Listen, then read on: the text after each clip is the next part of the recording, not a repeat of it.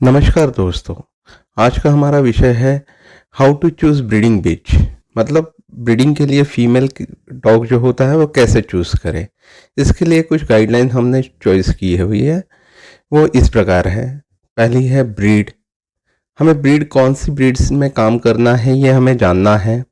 दूसरी चीज़ है हमारा लोकेशन कौन सा है, हम किस जगह रहते हैं, ग्रामीण में रहते हैं या शहरी एरिया में रहते हैं, ये बहुत ज़रूरी है।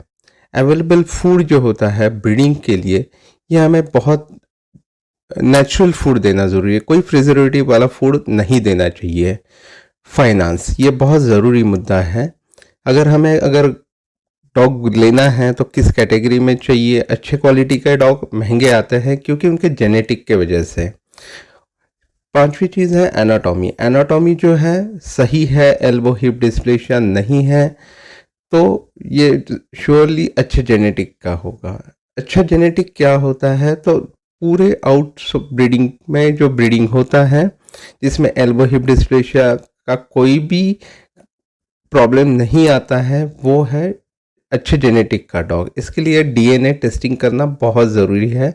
अगर हम ब्रीडिंग प्रोग्राम करते हैं तो कोई भी ऑर्गेनाइजेशन के डॉक्यूमेंटेशन पे भरोसा मत कीजिए।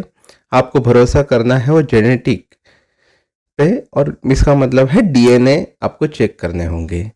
सातवीं चीज़ है केनल। आप कहाँ डॉग रख रहे हो यह बहुत ज़रूरी है। आठवीं चीज़ है AWBI का लाइसेंस होना ज़रूरी। अगर हम कोई बिजनेस करते हैं इंडिया में, जेन्युइनली बिजनेस करते हैं, तो हमारे पास लीगल डॉक्यूमेंट्स होने बहुत ज़रूरी है। ये सबसे पहली बात है।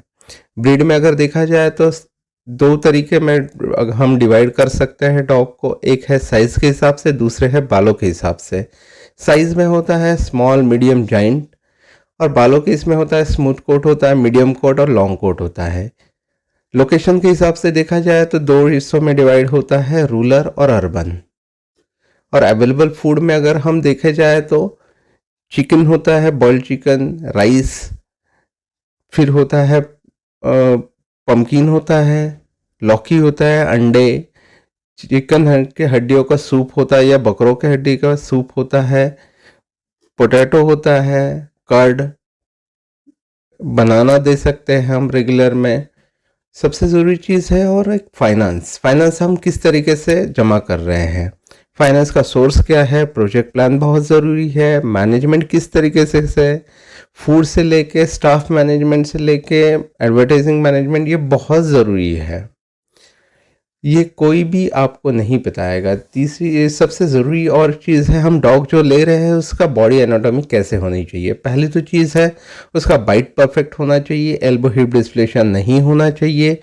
अगर हम निप्पल देखा जाए फीमेल डॉग का तो 8 से 10 होने चाहिए, क्योंकि हमारे यहाँ अगर ज़्यादा बच्चे पैदा होते हैं तो दूध पिलाने के लिए उनके लिए जो निपल्स जो है ज़्यादा होने चाहिए, एक ही लाइन में होने चाहिए, एक जैसे डिस्टेंस में होने चाहिए।